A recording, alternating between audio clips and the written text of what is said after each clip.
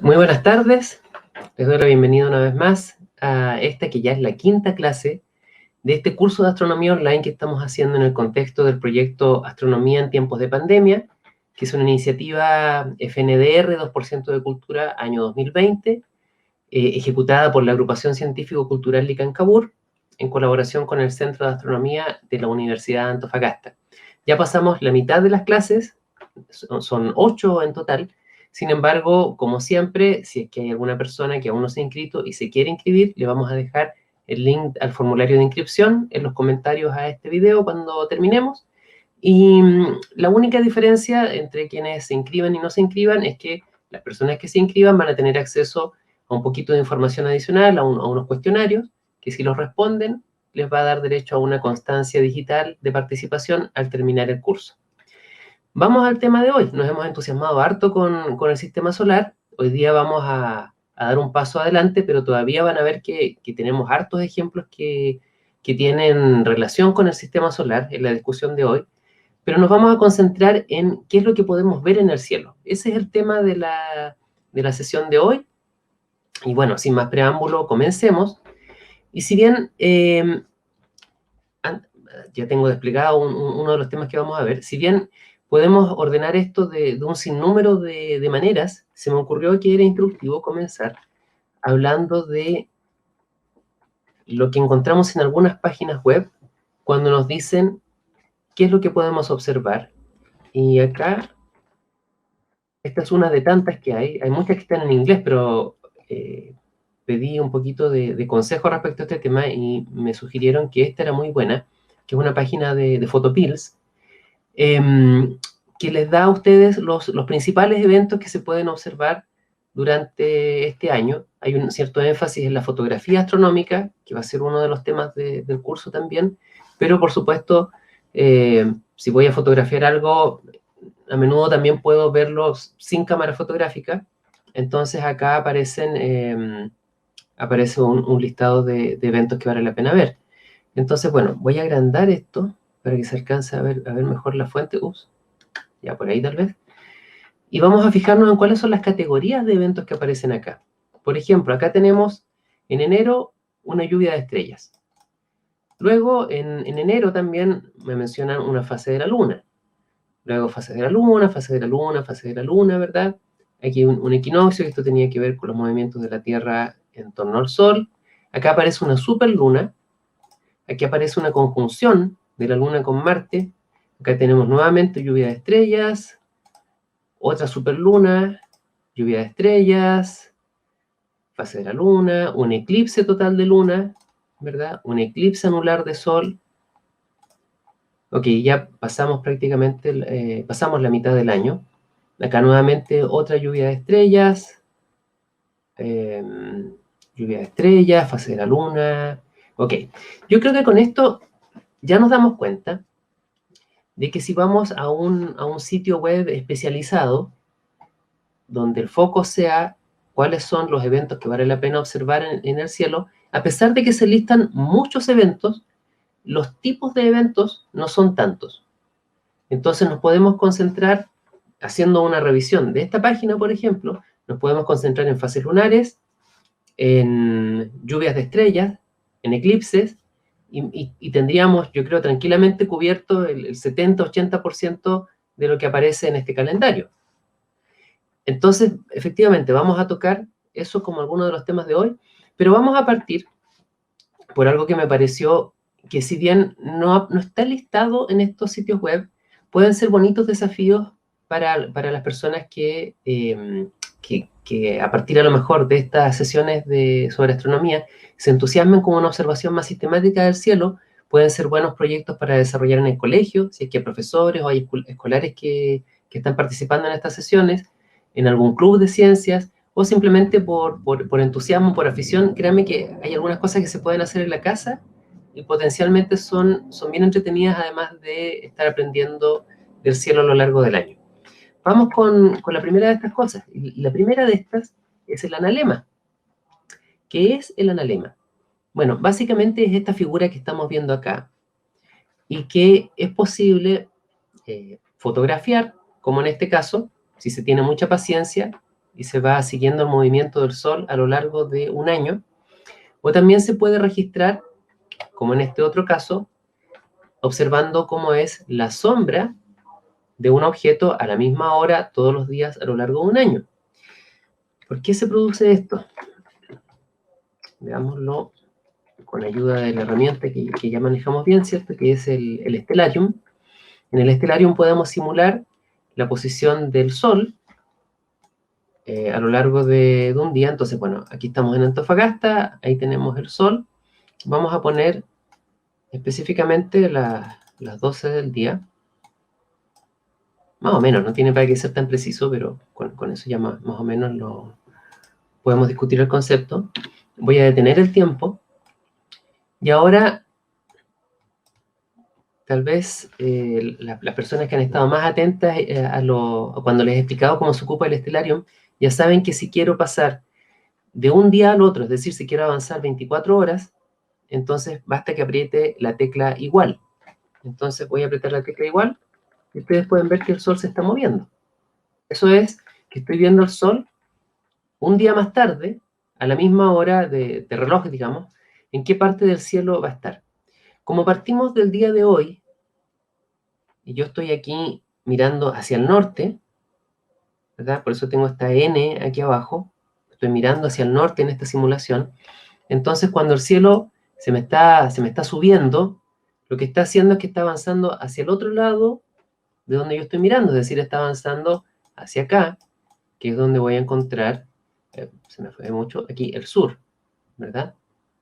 Entonces el Sol está viniendo hacia el sur. ¿Por qué? Porque ya pasamos el punto más crudo del invierno, digamos, y estamos yendo hacia el verano. Y entonces el Sol, mientras vamos hacia el verano, se va desplazando desde nuestro punto de vista más hacia el sur, mientras que cuando estamos yendo más hacia el invierno, se va más hacia el norte. Eso lo podemos ver entonces en la práctica. Me voy a alejar un poquitín más. Entonces ahí llegamos, ¿a qué fecha llegamos? Estamos en noviembre, ahí estamos en diciembre, llegó prácticamente lo más que se va a ir al sur, y fíjense lo que va a pasar ahora, empieza a bajar, es decir, se va hacia el norte. ¿Hasta cuándo? Hasta, acá ustedes no alcanzan a ver la fecha, pero yo les cuento, hasta cerca del 20-21 de junio, y luego empieza a subir de nuevo. Ya, perfecto. Este vaivén, ¿por qué se produce este vaivén hacia el norte y hacia el sur? Recuerden que esto tenía que ver con la inclinación de la Tierra. La Tierra se está moviendo en torno al Sol, pero lo está haciendo con su eje inclinado, su eje de rotación inclinado, de manera que en un punto de la órbita va a exponer más el hemisferio norte hacia el Sol. En 6 meses más tarde va a estar exponiendo más el hemisferio sur de la Tierra hacia el Sol. Y esto entonces a nosotros nos genera esta ilusión de que fuera el Sol el que se estuviera moviendo hacia el norte y hacia el sur, pero en realidad lo que está pasando es que la Tierra, como se está moviendo con su eje inclinado en torno al Sol, está a lo largo de su trayectoria exponiendo más el norte o el sur de nuestro planeta. ¿Ya? Es un efecto entonces aparente, pero está ahí. Sin embargo, no es lo único que está ocurriendo acá. Tenemos ese movimiento norte-sur, pero fíjense que está pasando algo más. No sé si notan que también está ocurriendo un vaivén de izquierda a derecha. Y lo podemos destacar un poquito más si es que ponemos un sistema de coordenadas. Vamos a poner el sistema de azimut de altura. Y voy a poner esto como bien alineado frente a nosotros, de manera que se note el movimiento en relación a esa coordenada.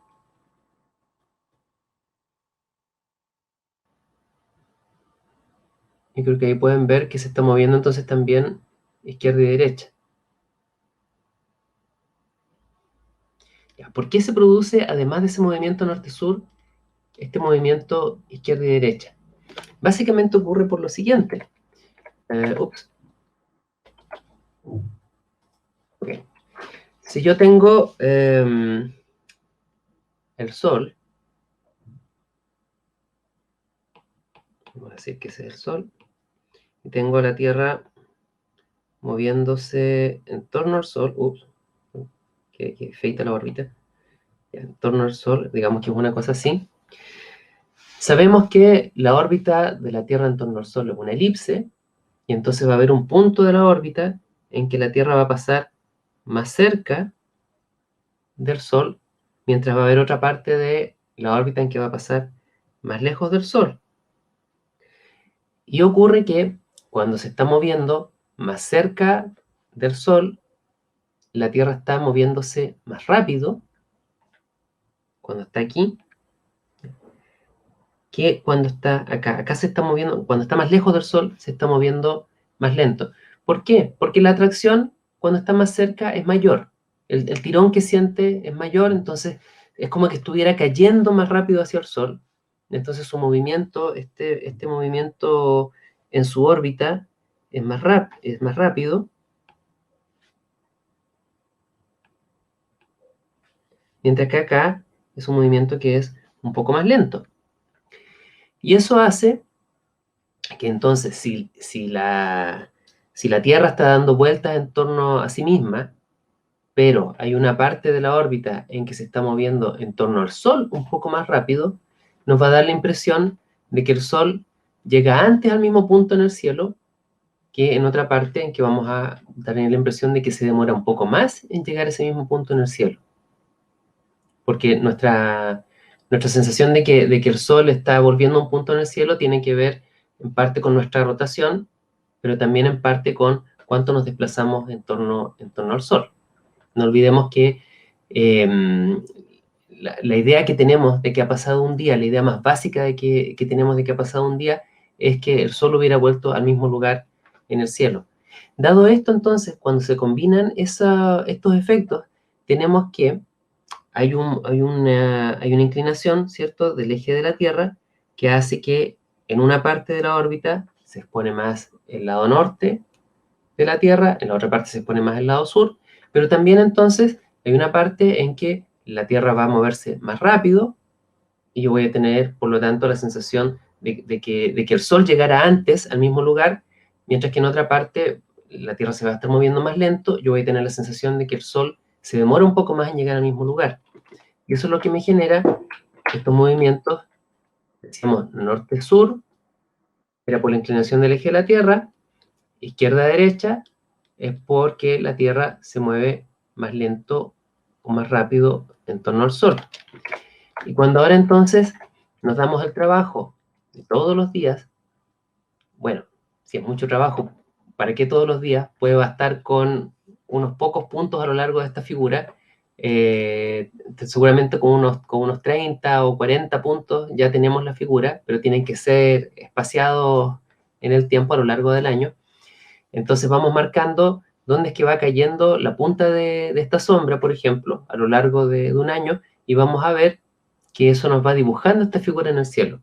Similarmente, como veíamos acá, también podemos tener la paciencia de hacer todos los días una foto del Sol a la misma hora y vamos a ver que se produce esta figura. Entonces, bueno, esta figura que representa estos movimientos aparentes del Sol se llama analema. Y es una de las cosas que podemos ver si es que tenemos paciencia. ¿Qué otra cosa de paciencia nos podemos encontrar? Las fases lunares. ¡Qué fome! No, en realidad no es tan fome. Van a ver que acá tiene un poquito más de sustancia que lo que podríamos creer inicialmente. Partamos por entender qué son las fases lunares. Comenzamos con la Tierra en el espacio, ¿verdad? La representamos aquí con su eje inclinado, tal cual como se mueve en torno al Sol. Tenemos acá la luz del Sol, entonces, que le está llegando de muy lejos. Ya que le está llegando de muy lejos esa luz del Sol, hay un lado de la Tierra que va a estar iluminado, mientras que el otro lado no va a estar iluminado, va a estar a oscuras. Tenemos aquí la Luna, que está en relación a la Tierra. Obviamente ustedes se imaginarán que esto no está a escala. Ya hemos visto en algunas otras clases, y vamos a volver un poco más sobre esto, que estos cuerpos, si los hiciéramos a escala, son pequeños, están bien lejos, ¿ya? Entonces no podríamos hacer un diagrama tan claro si los hiciéramos a escala, pero bueno, espero que se entienda de todos modos la idea acá. Tenemos la Luna orbitando a la Tierra, pero como la única fuente de luz que hay en el espacio es el Sol, ambos cuerpos van a estar iluminados del mismo lado. La Luna entonces se mueve en una órbita, esta órbita amarilla que tenemos aquí, y lo que estoy dibujando ahí arriba es cómo la vemos desde la Tierra. Claro, yo acá al mirar la pantalla es como si estuviera en una nave espacial, mirando este sistema Tierra-Luna iluminado por el Sol. Pero si yo estoy en la Tierra, entonces lo que estoy viendo es esa cara que no está iluminada de la Luna, en esta situación específica, ¿verdad? Y que lo podemos representar por esta lunita que apareció aquí arriba, que es una lunita que se ve oscura, simplemente porque ese lado no está recibiendo la luz del Sol. Ya, perfecto. La gente que sabe nombres de fases lunares seguramente sabe que estamos hablando de la luna nueva. ¿Qué pasa a continuación? La luna se mueve un poco a lo largo de su órbita y entonces ahora sí podemos ver un pedacito de la luna iluminada. Porque ahora desde nuestro punto de vista en la Tierra vemos una parte del lado que no está iluminado y una parte del lado que sí está iluminado. Y eso es lo que vemos ahí arriba y le llamamos luna menguante. Pero desde el punto ventajoso que tenemos, tanto ustedes como yo en este momento, estar mirando esto como desde una nave espacial, entonces nos damos cuenta de que a pesar de que las fases de la luna nos empiezan a aparecer como que tuviera una iluminación media misteriosa que hace que se genere esa curva, en realidad el sistema que está produciendo esas fases es muy simple, pues es la misma luna que está iluminada del mismo lado que antes, solamente que se desplazó un poco en esa trayectoria. ¿Qué pasa a continuación? Lo mismo, la luna sigue avanzando en su órbita, sigue iluminada del mismo lado, entonces tiene un lado iluminado, un lado que no está iluminado, pero ahora desde la Tierra vamos a ver mitad y mitad iluminada, mitad no iluminada. Entonces para nosotros eso recibe el nombre de cuarto menguante. Ya, no vamos a ir pasando por todas las fases, sino que ya podemos, yo creo, hacerlas todas de una vez. Entonces tenemos la luna gibosa menguante, la luna llena, la luna gibosa creciente, el cuarto creciente, la luna creciente y terminamos con una luna nueva. ¿En cuánto tiempo? En aproximadamente 29 días. Entonces, la noche cero, digamos, es la noche de luna nueva, cuando el sol está iluminando el lado que nos queda lejano de la luna, ¿verdad? Luego va pasando por cada una de estas fases y lo que vemos arriba es como lo vemos desde la Tierra. No olvidemos eso. Entonces, para tener una luna llena, tenemos que tener al sol iluminando al lado contrario al que está la luna, ¿verdad? No sería posible de otro modo que viéramos la luna llena. Y estos son los nombres que, bueno, quizás no los ocupamos tan a menudo, pero estos son los nombres formales. La luna gibosa creciente, luego el cuarto creciente. O sea, entre la luna llena y el cuarto creciente tengo esta luna gibosa. Para diferenciarla de la otra luna gibosa, se le agrega el menguante y el creciente. Porque menguar es estar disminuyendo, ¿verdad? Por eso esta... Eh, eh, este lado... a ver, está bien esto, ¿no?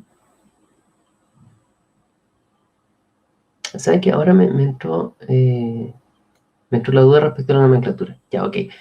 Vamos a tener que revisar esto. Me parece que tal vez están al revés, pero bueno, ok. Las lunas gibosas, de todos modos, son estas que tienen esta jiba, esta jorobita. ¿ya? Por eso es que reciben el nombre de gibosa. Y los crecientes son siempre con esta forma, que es como esta luna que asociamos a banderas de Medio Oriente, bandera de Turquía, por ejemplo, pero dependiendo de para dónde esté apuntando, entonces vamos a tener el menguante o el creciente. Ya. Segunda parte importante acá. Tenemos el mismo esquema de antes, ¿ya? Pero le vamos a poner un pequeño cráter marcado a la luna. Entonces vamos a marcar acá, que parece como una nariz roja, ¿verdad? Como una pelotita roja que hubiéramos puesto en el lado que no está iluminado de la luna. Y vamos a ver cómo vemos esa nariz roja desde la Tierra. Bueno, lo vemos aquí. Es lo mismo que hicimos antes, ¿verdad? y vemos que es, que es un cráter que lo pintamos de rojo y que está justo al centro de la Luna. Ya, perfecto. ¿Qué pasa cuando ahora la Luna avanza en su órbita? Al avanzar en su órbita, nos encontramos con lo siguiente. Ese cráter rojo sigue al medio de la Luna. No es que la Luna fue rotando de tal manera que esa nariz roja ahora quedó apuntando en alguna otra dirección. La Luna exhibe un fenómeno que se llama rotación sincrónica. Eso quiere decir que así como va rotando en torno a la Tierra, va siempre dándole exactamente la misma cara. Por lo tanto, a pesar de que vamos viendo que la Luna está iluminada de distintas maneras, el lado que se ve iluminado es el mismo lado todas las veces. Entonces ahí pueden ver que siempre desde la Tierra estamos viendo exactamente el mismo cráter rojo pintado al centro, y a veces lo vamos a ver iluminado y a veces no. Y eso es lo que hace interesante observar la Luna más de una vez en el mes, porque como voy a tener días del mes en que un cráter va a estar iluminado y otras veces va a estar en sombra, entonces voy a tener todas las posibles situaciones intermedias, así como va avanzando la observación de la Luna durante un mes. Y entonces eso permite que yo pueda tener una imagen más tridimensional de un cráter, porque voy a poder ver las distintas sombras que ese cráter va proyectando según la iluminación que reciba. Hay gente que piensa, erróneamente, que el mejor momento del mes para observar la Luna es cuando está en luna llena, cuando la Luna está completamente iluminada. Pero piensa en un momento, si la Luna está completamente iluminada, es un poco como cuando, no sé, pues nos tomamos una foto en Instagram, para Instagram, y la luz nos da completamente de frente porque queremos que no aparezcan las arrugas, que no aparezca como nada que parezca como que distorsione los rasgos de la cara, así que parece las caras a veces como muy, muy lisas. Bueno, algo parecido ocurre acá. Si iluminamos completamente la Luna de frente, vamos a hacer que desaparezca toda la textura de los cráteres. Entonces, no vemos también el detalle de los cráteres en esos casos, y los cráteres son una de las características más interesantes de la Luna. Entonces, si queremos hacer una buena observación, normalmente lo que vamos a hacer es esperar alguna de las fases intermedias, cuando la Luna está siendo parcialmente iluminada, y de hecho, la zona que normalmente nos interesa observar cuando lo hacemos a través de un telescopio, por ejemplo, es la zona que divide la luz de la sombra y que recibe el nombre de terminador. Igual como el Terminator en inglés, así se le llama a la línea que divide la zona iluminada versus la zona que está en sombra en la superficie de la Luna. Ya, entonces ahora podemos hacer los demás. Vemos que el cráter que estamos observando desde la Tierra es siempre el mismo, siempre al medio, pero va cambiando qué tan iluminado lo vemos. Porque acá no salió el cráter, porque desde nuestro punto de vista, nuestra nave espacial, ¿cierto?, nos quedó para el otro lado de la imagen, está mirando hacia la Tierra. Entonces aquí sí estamos viendo cómo se ve desde la Tierra. Ese fenómeno, decíamos, recibe el nombre de rotación sincrónica, y acá tenemos a la izquierda lo que ocurre. Ustedes pueden ver, hay una zona de la Luna que en este caso está marcada como más oscurita, ¿verdad? Porque es lo que llamamos los mares lunares, que son esos accidentes que parecen como más oscuros en la Luna, que tienen un origen en una antigua colisión cósmica que hizo que lo que era todavía el interior fundido de la Luna saliera a la superficie, entonces alisó parte de la superficie de la Luna, y eso lo vemos hasta el día de hoy como zonas que están menos impactadas por cráteres, pero también de un color más oscuro y de una textura más lisa. Y podemos ver que esa zona está siempre apuntando hacia la Tierra a lo largo de la órbita. Y esto que está a la derecha es lo que no ocurre, y que a veces la gente cree que es lo que en realidad pasa. Entonces, cuando hablamos de la Luna, podemos hablar de un lado que está cercano y que es el que vemos siempre, ¿verdad? Y un lado que está lejano y que es el que nos queda para el otro lado de la Luna, y que desde la Tierra a nosotros se nos hace imposible de ver. no es tan correcto hablar del lado claro y del lado oscuro de la Luna. ¿Por qué? Volvamos un momento acá. Porque como pudimos ver en esta imagen, cualquier lado de la Luna en algún momento de su órbita va a recibir luz. Por ejemplo, acá tengo el cráter pintado de rojo completamente en las sombras, y acá el cráter pintado de rojo está completamente iluminado. Entonces no es que hay un lado claro y un lado oscuro de la Luna. Ahí lo lamento mucho por los fans de Pink Floyd, que pueden haberse imaginado estas cosas de otra manera, pero en astronomía en realidad siempre hablamos del lado cercano de la Luna y el lado lejano de la Luna, porque hablar del lado claro y el lado oscuro, la verdad es que no es una representación correcta de cómo la Luna es en realidad. Ok. Sin embargo, esto que les estoy diciendo, de que hay un lado que nunca podemos ver, no es, no es estrictamente cierto, ¿ya? Porque podemos ver un poquitito del otro lado. O sea, si siempre viéramos exactamente el mismo lado, veríamos 50% de la superficie lunar. Claro, el lado que nos queda mirando a nosotros, ¿verdad? Sería el lado que veríamos, y del otro lado no veríamos absolutamente nada. Eso es, como les digo, si esto fuera estrictamente cierto. Pero ocurre lo siguiente. Esta es la órbita de la Luna. Ahí puse la Tierra en azul, la Luna está chiquitita. Así que les aconsejo, quienes puedan estar viendo esto en algún celular, que después traten de verlo en un computador para que les alcance a salir. Pero bueno, ahí está la Luna, está chiquitita. ¿Y por qué lo hice tan pequeñito? Porque todo esto está en la escala correcta.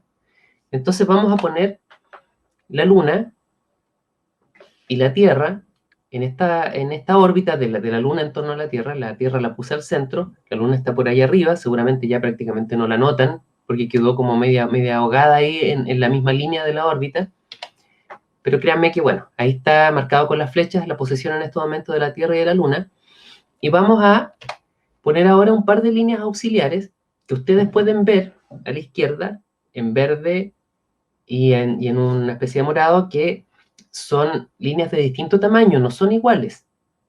Sin embargo, esas líneas, cuando las pongo acá, me hacen el diámetro de esta órbita. ¿Qué es lo que estoy tratando de mostrar acá? Que a pesar de que esta órbita en rojo, a simple vista nos parece que fuera un círculo, que fuera una órbita perfectamente circular, en realidad no es un círculo, es una elipse. Ya hemos dicho en otras clases, ¿verdad?, que las elipses con que trabajamos acá en astronomía, a primera vista parecen círculos porque son muy poco elípticas de forma. O sea, no es muy como esto, ups, no es muy como esto, sino que termina siendo más como una especie de círculo prácticamente perfecto. Sin embargo, si yo hago el análisis matemático, como les mostré, con la línea verde y la morada, puedo darme cuenta de que no es un círculo perfecto, porque si fuera un círculo perfecto, la Tierra habría quedado al centro, y entonces la línea, ¿cómo se llama? La línea verde y la línea morada habrían sido iguales.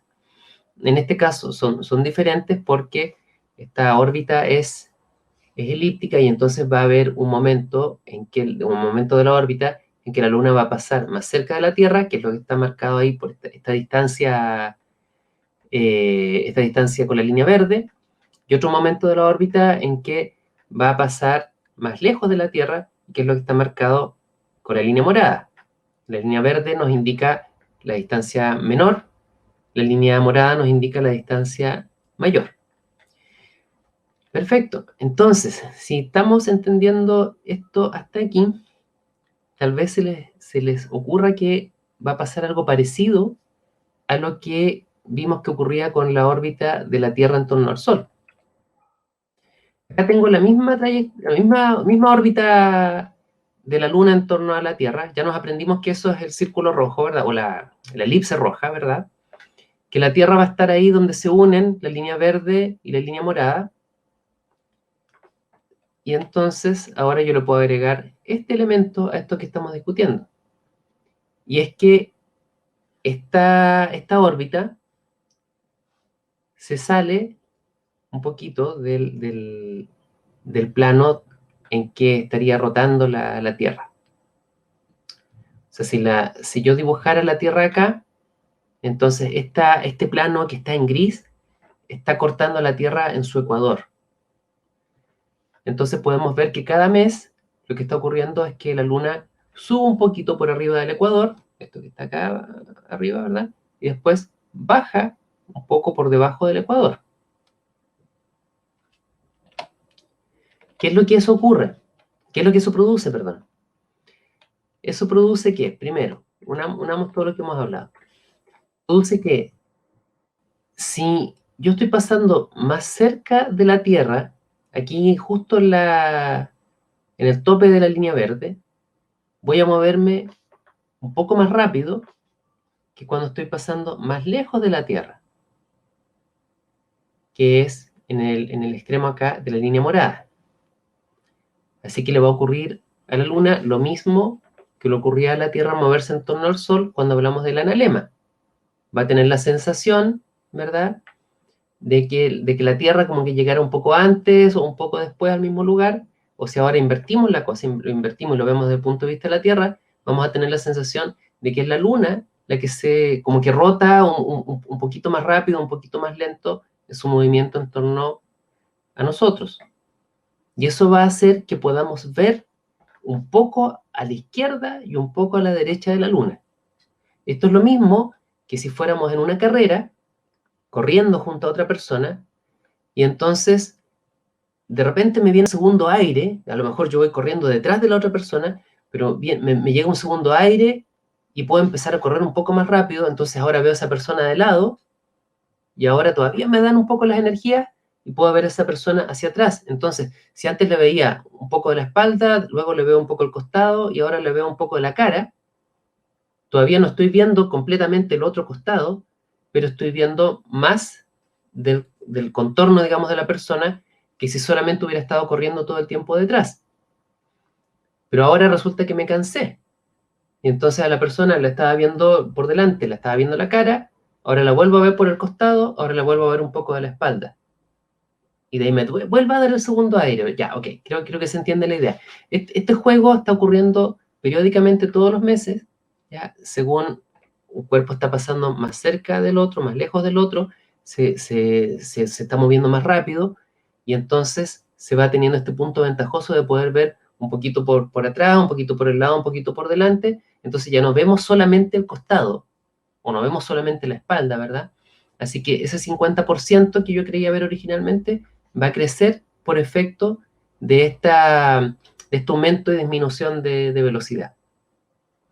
Por otro lado, cuando tengo esto, y la Luna a veces está pasando por arriba y a veces está pasando por abajo mío, quiere decir que entonces cuando yo miro la Luna voy a poder ver un poquito de la parte de abajo, un poquito de la parte de arriba en momentos distintos de la órbita. O sea, si estuviera girando siempre a mi alrededor, en el mismo plano acá, tal vez del suelo donde tengo puesta la silla en este momento, claro, voy a ver siempre la misma mitad. Pero si ahora resulta que se eleva del suelo, empieza como a flotar, entonces voy a ver un poco lo que tiene abajo. Si ahora se empieza a hundir, voy a ver un poco lo que tiene arriba. Uniendo todo eso, resulta que terminamos viendo algo así como el 59% de la superficie de la Luna. Sigue habiendo un 41% que es lejano para nosotros, que no lo podemos ver desde la Tierra, pero un 59%, es decir, un 9% más que lo que esperábamos, sí lo logramos ver. Ese movimiento, que es un movimiento aparente de la Luna, que nos permite ver izquierda, derecha, arriba, abajo, se llama movimiento de libración. Ya vimos que no es un movimiento real, no es que la Luna se bambolee en su órbita, pero a nosotros nos da esa impresión, y esta animación muestra nuestra percepción desde la Tierra de lo que hace la Luna. Nosotros podríamos tomar un registro fotográfico de la Luna todos los días a lo largo de su órbita en torno a la Tierra, y lo que registraríamos es esto. Y esto es, nuevamente, un desafío que, si a alguien le gusta la fotografía y quiere empezar a hacer algunas fotos de la Luna y tiene la paciencia de fotografiarla todos los días, puede demostrar esto. Creo que sería un súper buen experimento de colegio, por ejemplo, y medir bien cuáles son las zonas que podemos ver permanentemente y cuáles son las zonas de la Luna que aparecen por efecto de libración, tanto izquierda-derecha como arriba-abajo. Ya, sigamos. Estábamos hablando de lunas. Vamos a la superluna. Las superlunas salían en ese calendario de eventos astronómicos que vimos al comienzo, así que tenemos que decir algo respecto a ellas. Las superlunas como tal no tienen una definición astronómica muy precisa porque son un invento astrológico. Hubo un astrólogo, creo que fue estadounidense, que ustedes, bueno, ya hemos conversado de esto. La astrología hoy en día no tiene credibilidad, no tiene ningún fundamento físico para que funcionara, pero también se ha demostrado que no funciona cuando se ha sometido a algún tipo de prueba, así que no hay mucho que buscar de explicación a un fenómeno porque el fenómeno mismo no existe.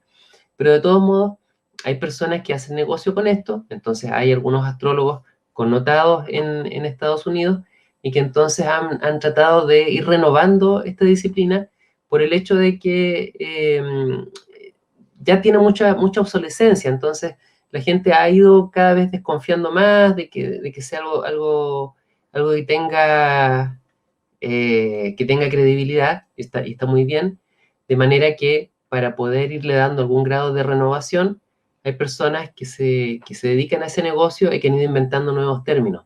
Así que bueno, hay que admitir que el concepto de superluna lo inventó un astrólogo por ahí, en época relativamente reciente, creo que dentro de los últimos 20 años o algo de ese estilo. Pero como terminó siendo popular, y los medios de comunicación nos preguntaban en astronomía mucho por las superlunas, se hablaba de la observación de las superlunas, al final terminó entrando. Entonces, hoy en día también en astronomía, por lo menos recreativa, sí habemos quienes hablamos de superlunas y también de microlunas. Entonces vamos a ver rápidamente de qué se trata esto. Y tenemos que echarle una mirada una vez más a esta órbita, ¿verdad?, de la Luna en torno a la Tierra. Nos vamos a aprender entonces que esta órbita, la roja, es la órbita de la Luna en torno a la Tierra, y que la Luna puede estar, bueno, en cualquier parte de la órbita, ¿verdad?, pero que sus dos posiciones extremas van a ser el extremo de arriba, cuando está más cerca de la Tierra, y el extremo de abajo, cuando está más lejos de la Tierra. Eso lo estamos marcando con esa línea verde y morada. Entonces aprendámonos la clave de la línea verde y morada porque la vamos a ocupar en el dibujo siguiente. Y este punto, cuando la Luna está más cerca de la Tierra, tiene un nombre, se llama perigeo.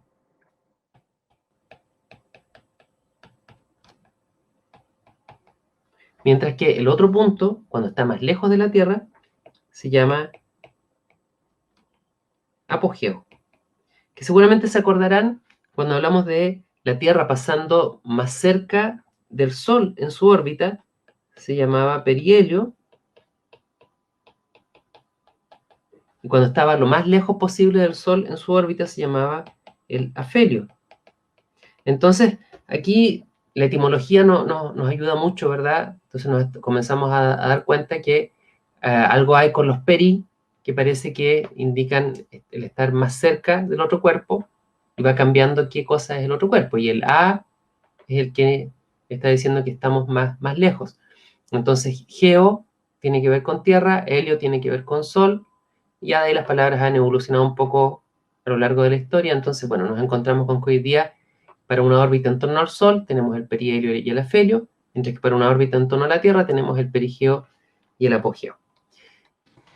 Entonces decimos que el verde nos está marcando la distancia más corta entre la Tierra y la Luna, entonces el punto extremo arriba es el perigeo, el morado es la distancia más larga entre la Tierra y la Luna, y entonces el extremo abajo es el apogeo. Ya, ¿qué hacemos con eso? Bueno, ponemos un solcito, ¿verdad?, al centro del sistema solar, ponemos la órbita de la Tierra en torno al Sol, ¿cierto? Ahora es la Tierra orbitando al Sol a lo largo de un año, y ponemos ahí un momento un mes, ¿cierto?, de esta órbita de la Tierra en torno al Sol. Entonces ya nos aprendimos que si estamos viendo ese círculo rojo, quiere decir que es, a su vez, la Luna ahora orbitando la Tierra, y entonces tenemos la línea morada todavía marcando el punto del que dijimos apogeo, ¿verdad? Mientras que la línea verde está marcando el punto del perigeo.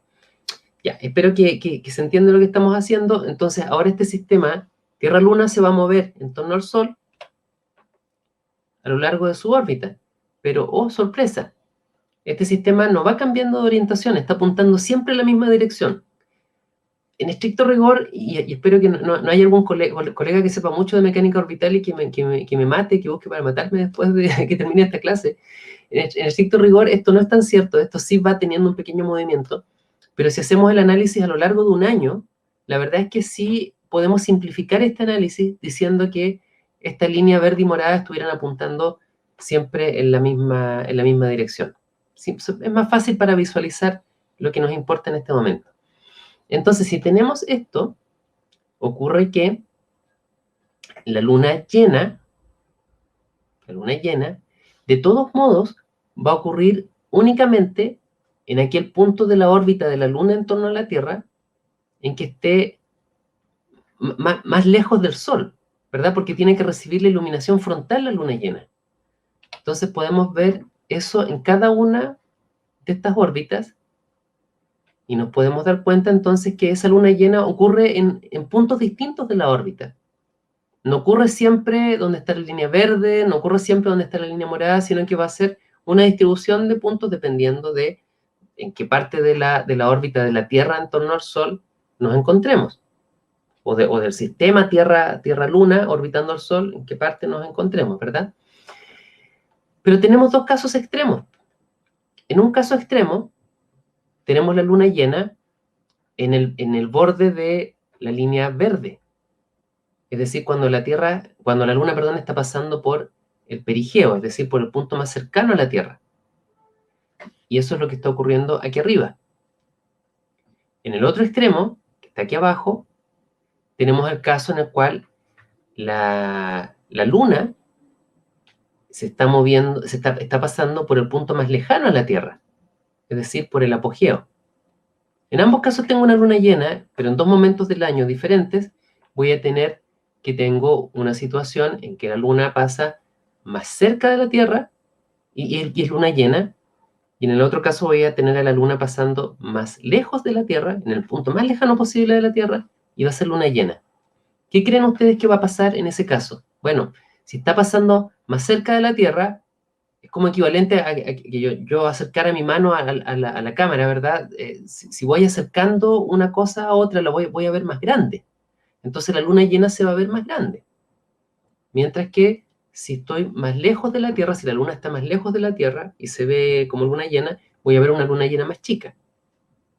De ahí que entonces podemos comparar cómo se ve la luna en el perigeo, y a eso es lo que llamamos una superluna,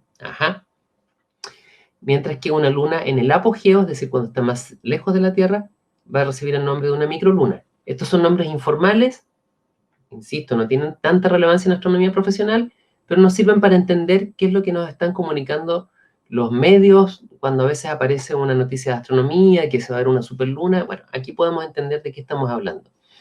Si comparamos las distancias, estas son distancias entre la Luna y la Tierra, sí, son diferentes, hay una diferencia de más o menos unos 40.000 kilómetros entre un caso y otro. Sin embargo, la diferencia en tamaño no es tan dramática como a veces le imaginamos. Fíjense que esta luna, la microluna, es la luna llena más pequeña posible que podamos ver en el cielo y va a ser apenas un 12% más pequeña que la luna más grande posible que podemos ver en el cielo. O sea, este caso de la izquierda, recordemos que es cuando la luna está más cerca de la Tierra, y este es el caso cuando está más lejos de la Tierra. La diferencia no es tanta. No es tanta. Entonces, estos casos de vamos a observar una superluna y va a ocurrir algo espectacular, fíjense que este es el peor caso posible y no es tan distinta. Y ni siquiera estamos tomando las lunas normales, que no es ni una ni otra, sino que son situaciones intermedias. Entonces, a veces la gente se desespera por ir a ver una superluna y en realidad no es tan distinta a la luna llena que pudo haber visto el mes anterior o que va a poder ver el mes siguiente. No es tanto el cambio. Si comparamos el brillo de la luna, entre el perigeo y el apogeo sí es un 30% más brillante. Eso sí, o sea, hay mayor superficie que está reflejando la luz del sol, está un poco más cerca, sumando esos dos efectos, entonces podemos ver que la luna sí se ve un poco más brillante. De todos modos, la luna llena ya es tan brillante que, de nuevo, a simple vista, prácticamente no somos capaces de distinguir el brillo de la luna entre un caso y otro. Esto se nota más con equipos especializados, con cámaras fotográficas, pero es difícil notar algo de otra manera. ¿Qué pasa entonces en un caso como este? ¿Qué pasa en un caso como este que circula por las redes? Me dirán, es un montaje. No, no es un montaje. Esto es saber tomar bien la foto. Ustedes tal vez recordarán que cuando hablamos de las coordenadas en astronomía, dijimos que un buen número a recordar es que la Luna y el Sol, si es por eso, ocupan medio grado y que me caben básicamente en el dedo meñique. Si yo estiro mi brazo y miro el cielo a través de mi dedo meñique, voy a tener aproximadamente medio grado, un grado como máximo, o sea, va a depender de qué tan gordito es mi dedo, ¿verdad? Entonces yo puedo decir, ok, la Luna no va a cambiar nunca de tamaño porque no cambia mayormente la distancia entre la Luna y la Tierra como para que mis ojos perciban un cambio significativo de tamaño en relación a mi dedo. No es que voy a ver de repente que ahora no abarca un dedo, sino que abarca una mano. No pasa eso. Tampoco voy a ver que se puso tan chiquitita que ahora abarca apenas un grosor de una uña. Tampoco ocurre eso. Se va a mantener siempre aproximadamente en torno como a mi dedo meñique, ¿verdad? Pero resulta que si yo sé tomar fotos y tengo buenos equipos profesionales como para hacerlo, entonces yo quiero lograr esta imagen que está acá, lo que hago es, acá lo que aparece, por cierto, es el observatorio Cerro Paranal, acá en la región de Antofagasta, me alejo de Paranal, me alejo tanto que finalmente entonces Paranal abarque también más o menos medio grado. Ese cálculo se puede hacer. Entonces, cuando tengo Paranal abarcando medio grado y sé que va a aparecer la luna por el horizonte y también va a abarcar medio grado, entonces me va a parecer que las dos cosas son del mismo tamaño en la foto, ¿verdad? Ahora, si yo estuviera mirando esto a simple vista, le aseguro que sí va a ver la luna, pero prácticamente usted no va a notar nada. Pero con la cámara fotográfica sí se puede lograr este efecto. Así que esto que tenemos acá no es un montaje, sino que es una elección muy sabia del punto desde donde se está tomando la foto, qué lente se está ocupando para que sea un campo tan chiquitito que me abarque más o menos justo lo que estoy viendo ahora en esta foto y parezca todo muy bien centrado. No es simple hacerlo, o sea, esto requiere bastante preparación. ¿Cuándo es la siguiente superluna? Bueno, este gráfico que tenemos acá, por si a usted le interesa este tipo de cosas, pone en términos numéricos lo mismo que estábamos viendo en el diagrama anterior visto desde el espacio. De modo que lo que muestra el eje vertical es la distancia entre la Tierra y la Luna. Las X me muestran las lunas nuevas, o sea, cuando está el lado cercano a la Tierra sin iluminación, medio fome, pero los puntitos más gorditos me muestran las lunas llenas, es decir, cuando ese lado cercano a la Tierra es el lado que está completamente iluminado. Y acá pueden ver entonces que esas lunas llenas van ocurriendo a todo tipo de distancias, no solamente cuando está más cerca de la Tierra, no solamente cuando está más lejos de la Tierra, pero nos interesa estos casos de abajo, que es cuando está más cerca de la Tierra porque la Luna se va a ver más grande. Entonces tenemos que fijarnos dónde se junta que haya una luna llena, es decir, un punto gordito naranjo, y que esté en la parte de abajo del gráfico porque es la menor distancia de la Tierra. Entonces hubo un caso acá, ¿verdad? Como en enero, febrero, marzo, ya, entre marzo y abril del 2020, después enero, febrero, marzo, abril, mayo, junio, como cerca de junio en el año 2021, y el siguiente entonces va a ser enero, febrero, marzo, abril, mayo, junio, julio, como a mediados de julio del 2022. O sea, la de este año ya se nos pasó, pero les insisto, no cambia tanto de un mes al otro. Fíjense, acá está la siguiente luna llena, y después la siguiente luna llena, no es un cambio así como brutal, pero si quieren ver en realidad la siguiente superluna porque, bueno, no sé, quieren tiquearlo en su lista de cosas que han visto en astronomía, perfecto, prepárense por ahí en torno a julio del 2022 y van a poder ver la siguiente superluna. ¿Qué otra cosa sale a menudo en las noticias? Estas famosas lunas con nombre. La luna del lobo, la luna de nieve, la luna del gusano, la luna rosada, la luna de las flores. Hace poco fue la luna de las flores, en mayo hubo harta gente que transmitía mucho con la luna de las flores, ¿verdad? Y luego estuvo la luna de frutilla, y si quieres saberlo, bueno, tenemos este mes la luna del reno. ¿Qué son estas lunas? ¿Qué relevancia tienen? Esto es un tema más cultural que astronómico, así que vale la pena aclararlo.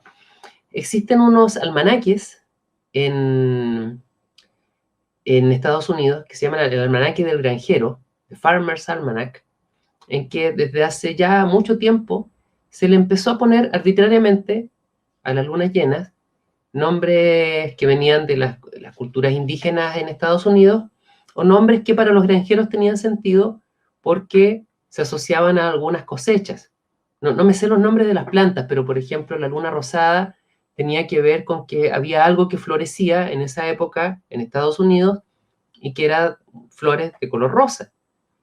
Entonces, no tiene tanto sentido en Chile, porque primero no tenemos la planta, estamos en otra época del año en que las flores no están floreciendo, ¿ya? De manera que meramente nos estamos aprendiendo un nombre que no tiene ningún anclaje en nuestra cultura, ni en los ciclos naturales que podemos observar desde el hemisferio sur o específicamente desde nuestro país.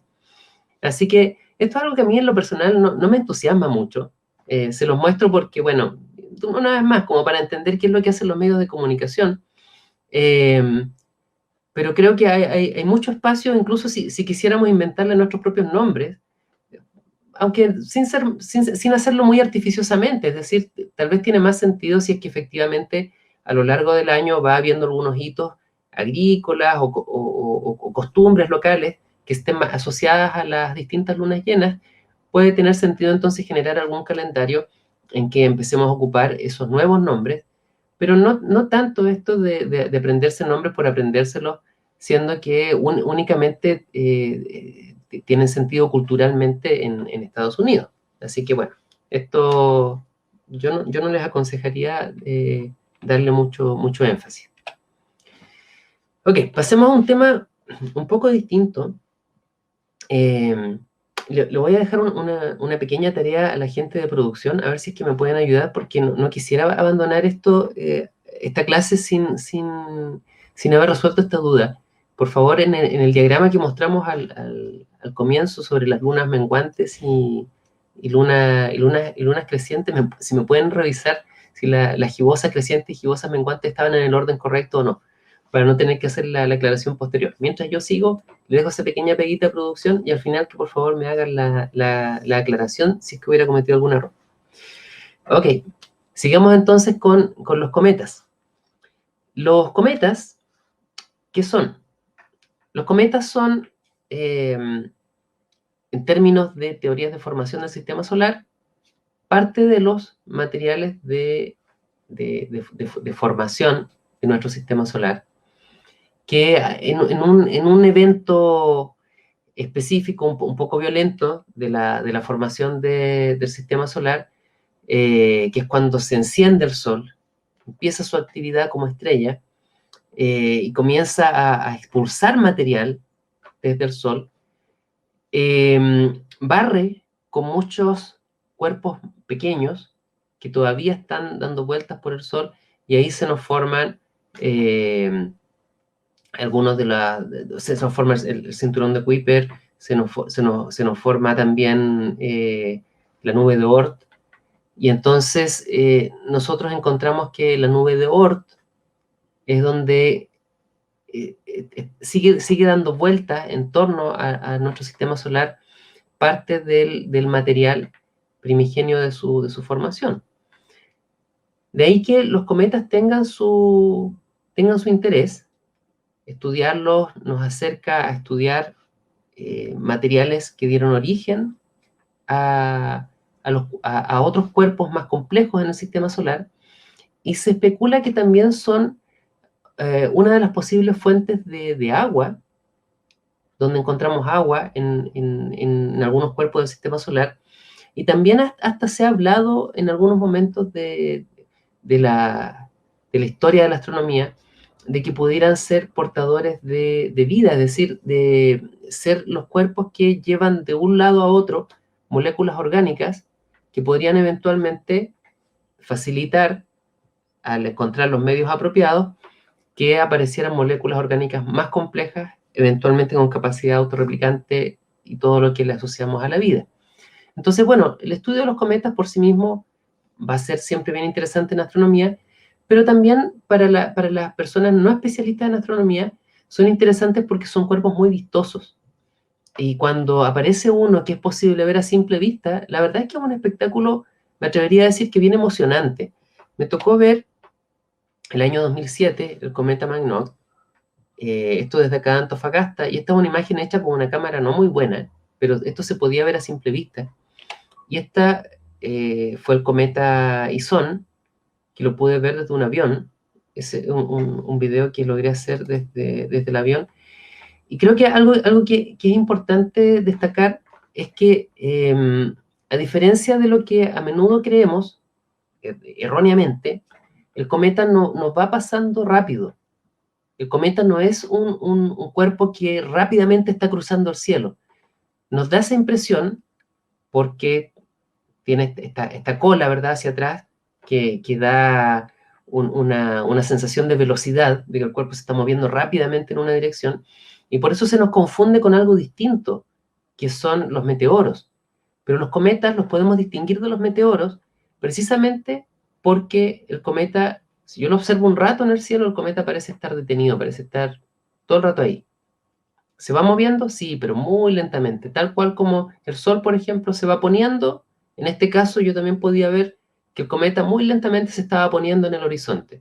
Si lo veo en la noche, me va a dar la impresión de que se está moviendo más o menos al mismo ritmo que las estrellas, con instrumentos que bueno, ustedes saben, eso es rotación de la Tierra más que movimiento real de las estrellas.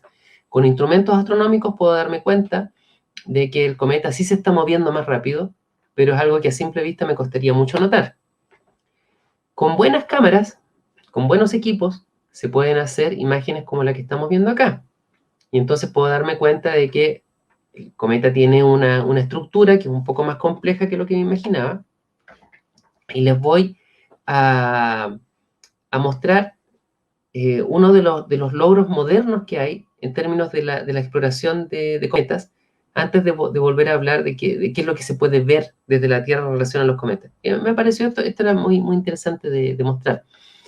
El cometa Churyumov-Gerasimenko, le vamos a llamar 67P, que es el nombre más corto, más fome, pero más fácil de pronunciar que tiene, fue descubierto el año 1969, se calculó su órbita y se sabía que iba a llegar al Sol, o sea, a hacer una órbita en torno al Sol, y luego iba a continuar su viaje, pero iba a estar en una situación relativamente favorable si es que nuestra tecnología era suficiente como para poder explorar este cometa. Entonces, ¿cómo se descubrió? Bueno, ustedes pueden ver, si comparan estas tres estrellas que están aquí y esa, por ejemplo, esas tres estrellas que están aquí, esas son la misma, todas las otras estrellas se mantienen fijas en relación a esas cuatro estrellitas, pero esta manchita que está acá se mueve. Así se descubren los cometas, dándose cuenta de que en un campo de estrellas que entre ellas mantienen toda la misma posición, hay alguna que se mueve. Con esta información se preparó una misión que el año 2004 se envió al espacio, fue la misión Rosetta Philae, que a bordo de este cohete, el Ariane 5, se envió a explorar este cometa y pudimos tener la mejor vista que alguna vez hemos tenido de algún cometa, y por eso encontré que esto era realmente extraordinario. Acá tenemos el cometa visto desde la nave que está en el espacio, ¿ya?, cuando estamos a 37.000 kilómetros de distancia. se ve unos pocos píxeles, ¿verdad? No es como que todavía podemos ver mucho detalle. Ah, pero cuando nos estamos acercando ahora a 5.500 kilómetros de distancia, entonces sí podemos ver un poco más de detalle. De hecho, esto empieza a tener una estructura que muchas personas compararon con una especie de patito. ¿Ya? De verdad, es un cometa bien extraño, tenía una forma como de patito de hule. Y esto ya como que nos comienza a cambiar la perspectiva del cometa. El cometa, por lo visto, no es esta cosa que está siempre brillando y con esta especie de cabellera larga hacia atrás, sino que lo esencial viene a ser una especie de roca o bola de nieve, también se le ha hablado, que puede tener una forma muy irregular, como en este caso, y cuyas propiedades van cambiando así como se está acercando al Sol.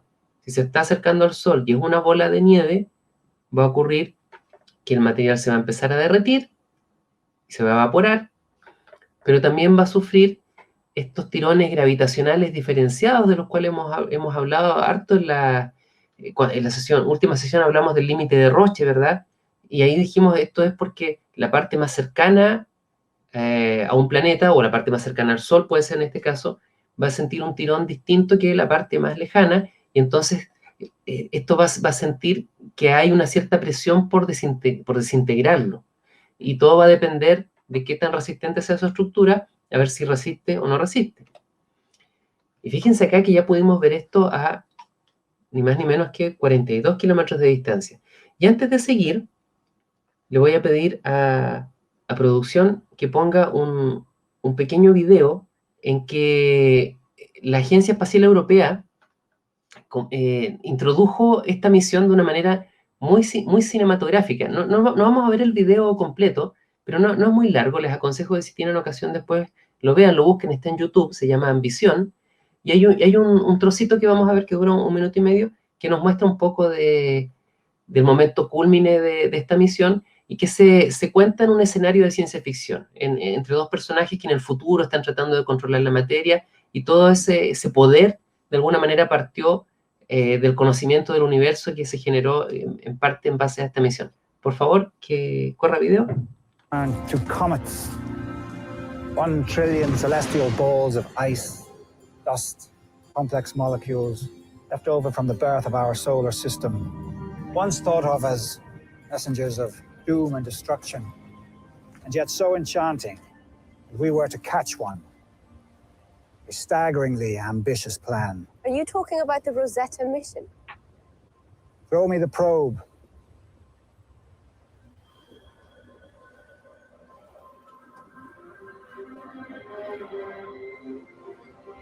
We harnessed whole planets and their gravity to chase down the comet.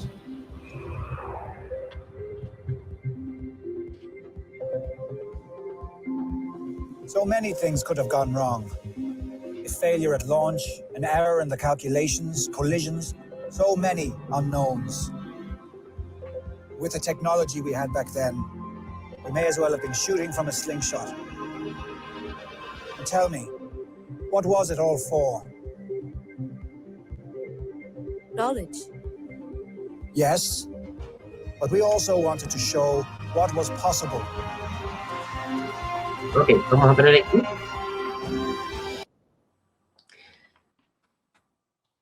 Y volvemos entonces a donde estábamos. Ese video fue publicado en octubre del año 2014. Les hago notar que estas imágenes que tenemos acá son de noviembre del 2014. O sea, lo que estábamos viendo ahí era lo que ellos imaginaban que iba a ocurrir con esta misión. Y esto que viene ahora encuentro que es bien dramático. Cuando estamos a 7,2 kilómetros de distancia, ustedes pueden ver ya cómo está detectando que salen gases del cometa. Esa evaporación que luego se transforma en lo que llamamos la coma y la cola del cometa, la estamos pudiendo ver desde muy cerca, con un grado de detalle sin precedentes. Y fíjense lo que ocurre a continuación. Estamos a 10 kilómetros del cometa, muy cerca, y entonces se envió a una pequeña sonda que se separó de la sonda principal. La sonda principal se llama Rosetta, la sonda más pequeña se llama Philae, y es tal cual como estábamos viendo en el video, que estos se separaban y había una de estas naves que iba a tratar de posarse en la superficie del cometa. Ahí estamos viendo Philae. Esto ya no es una simulación, esta es una imagen desde Rosetta. Philae en el espacio, en medio de la nada, con sus componentes desplegados, camino al último acercamiento hacia el cometa. Y aquí estamos ya viendo una imagen que entrega Philae a 40 metros. O sea, 40 metros, piensen que esto es ver al cometa a menos de media cuadra de distancia. Entonces, el grado de detalle logrado por esta misión es francamente extraordinario. Y esto es a 0 metros, porque esto ya es Philae posado en el cometa. Lamentablemente acá hubo una mala suerte que fue, o sea, no sé, habían salido tantas cosas bien, como dicen en el video, pudieron salir tantas cosas mal, pero celebraban lo que había salido bien. Y fíjense que no había ocurrido esto todavía. Y efectivamente, hay que alegrarse que salió tanta cosa bien en esta misión, porque se lanzó a un viaje que duró 10 años para llegar al cometa. Cuando llega, finalmente logran desplegar esta pequeña nave, logra hacer el recorrido final al cometa, logra posarse, pero la mala suerte que hubo acá es que dio un rebote en la superficie del cometa y entonces cayó dentro de una zona que lo mantuvo en sombra y no pudo recargar sus baterías. Entonces las transmisiones de Philae duraron básicamente 3 días, después logró recargar un poquito y mandó un poco más de datos, pero que fue lo que le alcanzó con su batería. Una vez que se acabó la batería de Philae, básicamente quedó sin ser capaz de seguir enviando información, pero logró tener la posibilidad desde ahí, desde este punto por lo menos, enviarnos imágenes de muy cerca del cometa, poder medir variables de presión, de temperatura, de detección de gases, etcétera, desde la superficie, así que es una cantidad de información extremadamente valiosa la que tenemos ahí. Bueno, y qué tan grande era este cometa, me pareció interesante hacer la comparación, por ejemplo, con el pueblo de Baquedano, en nuestra región de Antofagasta, es aproximadamente del tamaño de Baquedano, como para hacerse una idea de cuál era el cometa que se estaba explorando. Volvamos a lo nuestro, nos estaba interesando la parte observacional de los cometas, ¿verdad? Entonces tenemos acá que si le ponemos nombres a alguna de las partes, tenemos un núcleo y una coma, que es la zona más brillante, y suele detectarse 2 colas. No siempre se ven por la perspectiva, también por los mismos fenómenos diferentes que puedan haber en distintos cometas por su composición, pero lo más estándar es decir que va a tener 2 colas. Una es una cola de polvo, que en parte se aleja del Sol, esa cola, y se curva un poco por el mismo movimiento del cometa en torno al Sol, y otra cola que es una cola de iones, que se aleja directamente del Sol, así que esta cola siempre nos está mostrando que en la dirección opuesta encontraríamos al Sol, que se orienta aproximadamente por las líneas de campo magnético del Sol. Entonces, este cometa va moviéndose en torno al Sol a través de órbitas periódicas en muchos casos, aunque también hay cometas que no vuelven nunca más. Si no vuelven nunca más, bueno, tenemos la ocasión de verlo una única vez y sería, o sea, si el cometa logró una cierta visibilidad, se puede ver a veces a simple vista, como en las fotos que yo les mostré al comienzo, a veces solamente con binoculares o telescopio, en algunos casos está tan lejos que tiene que ocuparse realmente instrumental muy grande, solamente instrumental profesional. Sin embargo, cuando el cometa no pasa una única vez, sino que es periódico, entonces ocurre algo que es interesante. Este periodo puede ser corto, puede ser de pocos años, puede ser de algunas décadas, pero también puede ser periodos tan largos que ocupen cientos de años, que ocupe miles de años, que ocupe millones de años. Pero el punto es que en escalas muy largas de tiempo va a pasar más de una vez en torno al Sol. Y así como va pasando en torno al Sol, podemos observar que gradualmente el cometa se va a ir deshaciendo. Como se va deshaciendo, entonces ya no tiene esta estructura compacta que veíamos antes, ¿cierto? De la cabeza y la cola, sino que podemos ver muchos fragmentos de lo que originalmente era el cometa íntegro. Vimos un caso de esto cuando hablamos de Júpiter. Recuerdan que un cometa chocó con la superficie de Júpiter y lo hizo fragmentado en hartos trozos. Bueno, esto va pasando a la larga con prácticamente todos los cometas, si es que van repitiendo sus pasos por el sistema solar cerca del Sol. Y esto es un fenómeno que se llama fragmentación cometaria. ¿Por qué nos importa esto? Nos importa porque a la larga un cometa puede eventualmente fragmentarse tanto que lo que quede en el cielo, en el cielo, estaba hablando ahora en el espacio, más bien fuera de la Tierra, sea un enjambre de cuerpos que siguen recorriendo la órbita del cometa original. Y cuando la Tierra se encuentra con ese enjambre de cuerpos a lo largo de su propia órbita en torno al Sol, entonces se produce una lluvia meteórica. Antes de discutir esto que tenemos ahí, echamos una mirada rápida acá, en la página de la IMO. Esta es la International Meteor Organization, Organización Internacional de Meteoros, que nos muestra, por ejemplo, en esta sección, una simulación de cómo es la estructura tridimensional de una cierta lluvia de meteoros, que en este caso son las delta Aquáridas del sur. Si yo me acerco un poco, ya sabemos cuál planeta va a ser la Tierra, ¿verdad? Va a ser la órbita azul. Ahí tenemos el Sol, este es Mercurio, este es Venus, esta es la Tierra. Y este enjambre que está dando vueltas, ¿verdad? Es el enjambre con el cual a veces la Tierra podría encontrarse. No olvidemos, la órbita azul es la órbita de la Tierra. Pero no siempre, no en cualquier parte de su órbita. No va a pasar en prácticamente todo esto. Y si miramos esto de lado, a ver si me resulta... ¿Ok? Nos damos cuenta que tampoco ocurre con este brazo de arriba, sino que es específicamente ese brazo que está acá, ese brazo del enjambre, que está acá. Ahí tenemos un cruce, ¿verdad? Ahí tenemos un cruce de este enjambre de cuerpos que era el antiguo cometa con la órbita de la Tierra. Entonces, si la órbita azul es la vuelta que da la Tierra en torno al Sol, que esto quiere decir que esto va a ser una fecha específica del año. Porque no está pasando en otro momento del año, no está pasando en otra parte de la órbita. Es solamente durante este trocito de la órbita, y cada punto de la órbita corresponde a una fecha del año.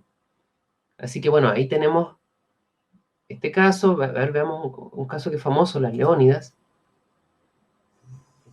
Está cargando esto, ¿verdad? Nuevamente pasa lo mismo. Tenemos un único punto del año en el cual se está produciendo este cruce, este cruce de la órbita, del enjambre, con la órbita azul, que es la de la Tierra. Ya, ok. Espero que con eso se entiende que nos queda entonces donde antes había un cometa que se fue desintegrando, nos queda un enjambre de cuerpos que sigue haciendo el mismo movimiento del planeta, y nos vamos a encontrar entonces a veces con situaciones muy espectaculares, como esta que tenemos acá, del año 1833, en que lo que era un antiguo cometa, ahora chocan las partículas que conforman ese enjambre, chocan con la atmósfera de la Tierra, y vemos entrar todas esas partículas en masa a nuestra atmósfera. Y eso nos da la impresión de ser lo que llamamos una lluvia de meteoros, como que entran muchos meteoros, estas rayitas de luz en el cielo, ¿verdad? O también cuando son casos excepcionales, como el que está representado acá, le llamamos una tormenta meteórica.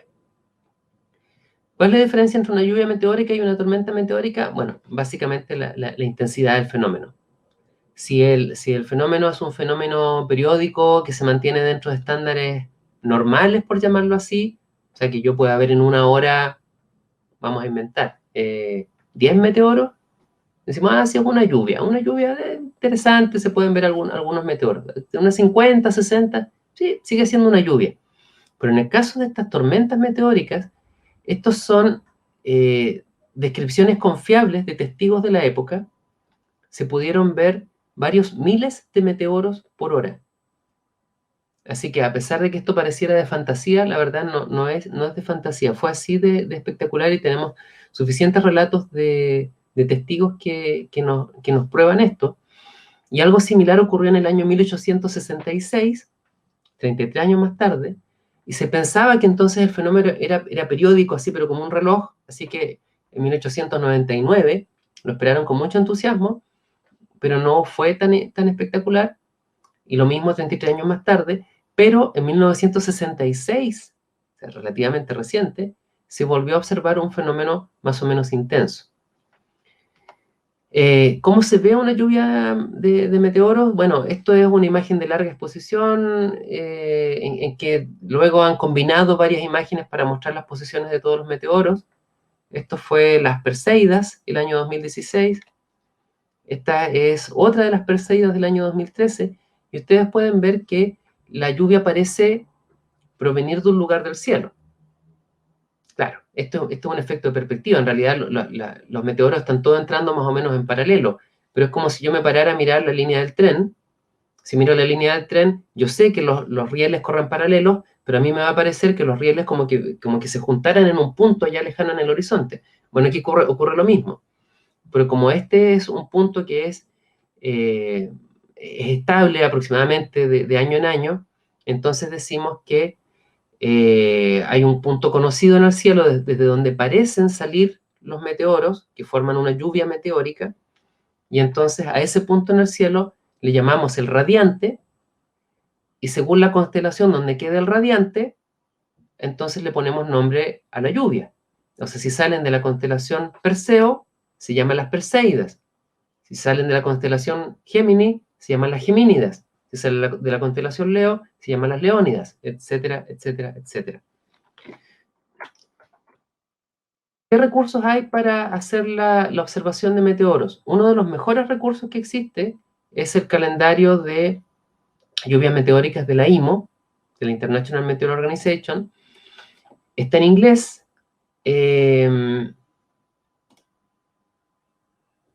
Pero es realmente el mejor recurso que existe. Es un grupo de voluntarios que actualiza esto año a año. Y no es necesario saber tanto inglés porque en realidad los parámetros que nos importan son parámetros bien específicos. Les voy a ejemplificar esto con nada más lo que tenemos en esta casilla amarilla. En esta casilla amarilla, si estuviéramos viendo las cuadrántidas me dice, ¿en qué periodo está activa? Ya, no hay que saber tanto de inglés. O sea, es diciembre 28 hasta enero 12. ¿Cuándo es el máximo de la lluvia? O sea, ¿cuándo voy a observar más meteoros? En enero 3, a las 20 horas, 40 minutos UT. Esta es la hora del meridiano de Greenwich. Y acá en Chile tenemos que averiguar si estamos a 4 horas de diferencia, a 3 horas de diferencia. Eso va a depender de la época del año, ¿ya? Pero podemos calcular cuál sería la hora en Chile. En todo caso, cualquier hora en torno a esta hora da lo mismo. Si no es un instante el máximo de la lluvia, es una noche entera que probablemente va a estarse viendo el máximo. ZHR 120, ¿qué quiere decir ZHR? Esto es, traducido al castellano, sería la tasa horaria cenital, es decir, ¿cuántos meteoros estaríamos viendo que entran así en condiciones óptimas? Entonces, la mejor visibilidad de meteoros para esta lluvia sería 120, en caso óptimo, ¿ok? Pero eso es imaginando que la lluvia estuviera justo encima mío, por eso es cenital. Pero si ahora ya no está justo encima mío, sino que está, por ejemplo, justo en el horizonte, bueno, ya no veo los 120, pues voy a ver 60. Y si ahora había cerros, había árboles, veo menos todavía. Y si ahora hay contaminación lumínica y entonces los más débiles no se ven, bueno, veo menos todavía, ya, etcétera. Entonces, este es un máximo ideal, pero no es que realmente voy a ver 120, sin embargo, nos sirve como para comparar. ¿Y 120 en cuánto tiempo? Bueno, idealmente en 1 hora. Por eso es tasa horaria cenital. ¿Cuál es el radiante? Aquí están las coordenadas de ascensión recta y declinación, para la gente que quiere ver esto en el Stellarium, por ejemplo. Y lo que nos tiene, bueno, y finalmente la velocidad, o sea, velocidad de 41 kilómetros por segundo. Bueno, esto a veces es importante porque dependiendo de qué tan rápido entren, yo voy a esperar que haya meteoros más brillantes, que a veces puede ser un espectáculo más interesante. De estos parámetros de ascensión recta y declinación, el que nos importa es este segundo, porque el de ascensión recta básicamente nos dice en qué época del año se va a ver, pero el de declinación nos dice desde qué latitud se va a ver. Y si yo acá tengo valores que son muy positivos, o sea, como en este caso tengo más 49 grados, olvídense de verlo desde la región de Antofagasta. En la región de Antofagasta estamos en latitud más o menos, ¿cierto? 23,5 grados sur, que si le ponemos signo sería menos 23,5. O sea, mientras más alejado esté de nuestro número, más difícil o imposible se hace ver una de estas lluvias. Entonces tenemos que buscar las lluvias que tengan números negativos en la declinación, y para eso me voy a cambiar ahora de recurso. Pueden ir a la Wikipedia, por ejemplo, y en la Wikipedia hay un listado de lluvia de meteoros, en que acá se pueden ordenar por nombre, si es que ando buscando una lluvia específica, por fecha, ¿verdad? Si quiero saber cuáles son las de cierto periodo, que están activas, no sé qué. Pero acá en el radiante, que ya sabemos lo que es, ¿verdad? Es el punto de donde parecen salir. Las voy a ordenar de menor a mayor, entonces van a partir por las más negativas. Entonces yo le aseguro que todas estas que están con signo negativo, seguramente sí se pueden ver desde el hemisferio sur. ¿Cuáles van a ser las mejorcitas? Bueno, de ahí viene entre estas escoger las que tengan el ZHR, que acá le llamaron THZ, más grande. Entonces acá las acuáridas, por ejemplo, son relativamente buenas, de ahí cuál. Las delta acuáridas sur, fíjense que como que no son tantas. Entonces ya de ahí, a pesar de que esto está en más 33, aún acá lo alcanzamos a ver. La Gemínida está con 120. ¿Y dónde están las Leónidas? Por aquí están las Leónidas. Aquí están las Leónidas, están en más 22. También las alcanzamos a ver. Pero siempre va siendo más difícil mientras más positivo es este número. Pero sí se pueden ver. Alcanzo a mostrarles esto, a ver. Digamos que yo estuviera buscando acá en el Stellarium una lluvia meteórica en particular. Puedo ir a listas, puedo ir acá donde está Meteor Showers, que bueno, si usted lo tiene en castellano le va a decir lluvias meteóricas. Busco las Leónidas, ahí por ejemplo están las Leónidas. Obviamente estoy en la hora incorrecta, en la época del año incorrecta, así que voy a darle una hora más avanzada. Voy a ponerme cerca de noviembre, que yo sé que esto es como que está en su máximo y que están ahí. Y el Stellarium yo lo puedo configurar de tal manera que me diga en una ventana de cálculos cuáles van a ser mis posibilidades de ver esto que tengo seleccionado. Entonces acá puedo ir a... no, a ver, no era este. Así, sí, aquí está. Este me va diciendo la altitud versus la hora.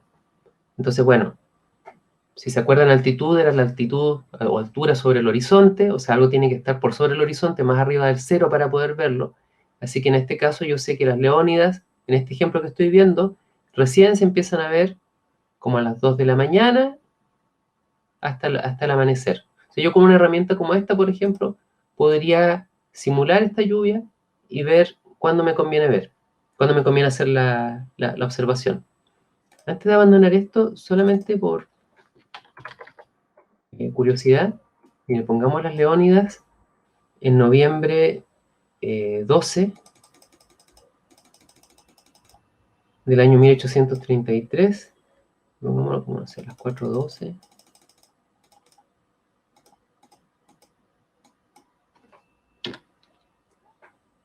el Stellarium tiene registro de cuando se vio realmente muchos meteoros y lo representa. O sea, también sirve para hacer un análisis histórico de algunos fenómenos, que por ejemplo, si ahora cambiamos al año siguiente, vamos a 1834,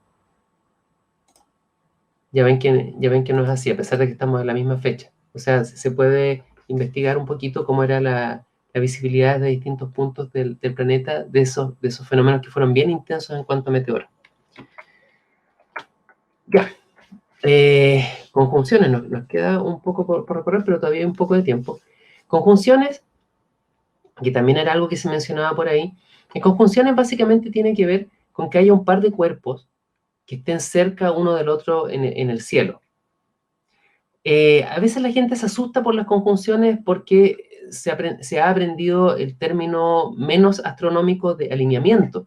De hecho, en el vocabulario cotidiano a veces escuchamos eso de se alinearon los planetas y pasó tal cosa, ¿verdad? Como que estuvieran alineados los planetas pudiera tener algún efecto en que algo ocurra en la Tierra. Bueno, eso representa un cierto temor, nuevamente, de naturaleza histórica, basada en las pseudociencias, que ya sabemos que no tiene ninguna credibilidad hoy en día, porque hemos podido entender mejor cómo funciona el universo, especialmente cómo funciona el sistema solar, pero muchas personas aún se imaginan que el sistema solar es algo como esto, y que entonces cuando los planetas están todos juntos muy cerca unos de otros, van a tener un efecto muy fuerte en la Tierra.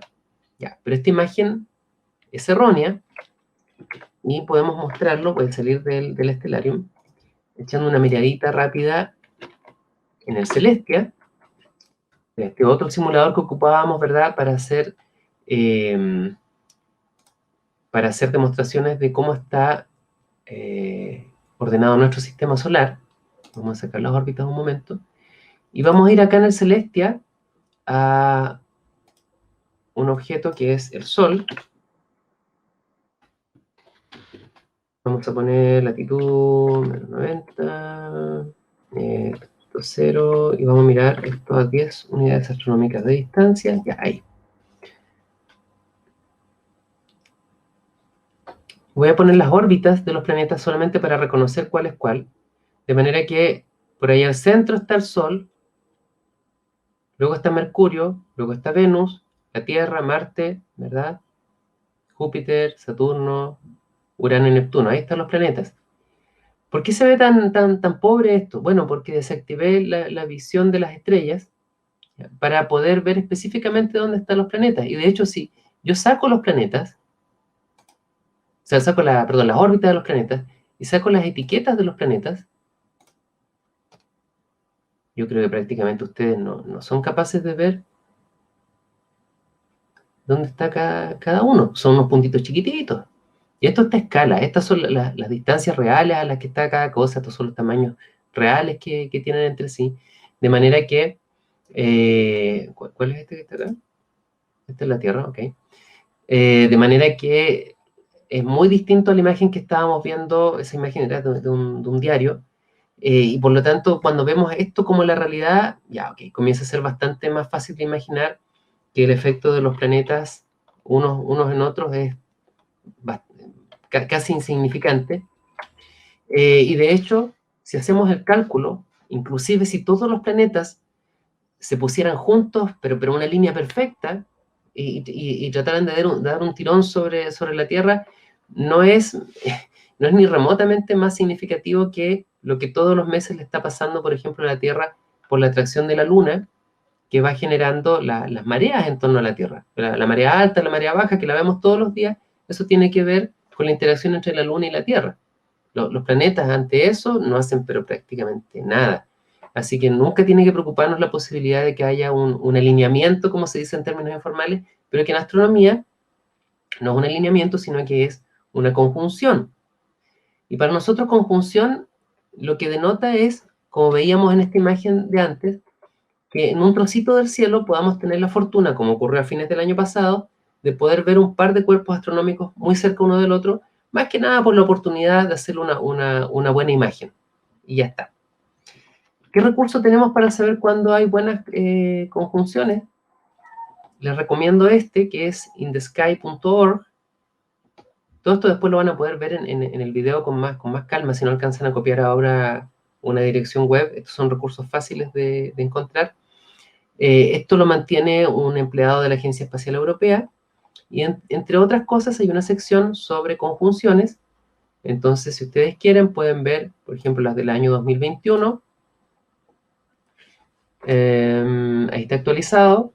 Voy a aumentar un poco el tamaño de la fuente para que se vea bien. Ups.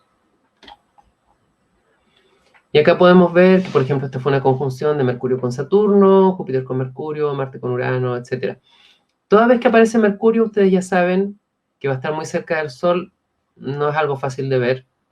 Así que esa no me interesa, no me interesa. Urano no es visible a simple vista, así que bien fome. Mercurio, Mercurio, Mercurio. Venus con Marte sí podría ser interesante. Ok, eso ya fue el 13 de julio. Mercurio, Mercurio, o sea, 2021, realmente un año muy malo para las conjunciones. Veamos qué pasa en 2022. En el 2022 tenemos Venus con Marte en febrero, pero están bien lejos. O sea, 6 grados y medio, bueno, son varios deditos de distancia. Acá está Mercurio, acá está Venus con Marte, también bien lejos. Venus-Saturno, un poco mejor, a 2 grados. Esta puede ser interesante. Tenemos Saturno con Marte, bien cerca, uno de otro, en abril de 2022. Así que esta puede ser una que podamos mantener en mente como para tratar de hacer una conjunción, una observación de una conjunción en el futuro cercano. Pero este recurso entonces sirve para identificar buenos candidatos de eventos para hacer eso.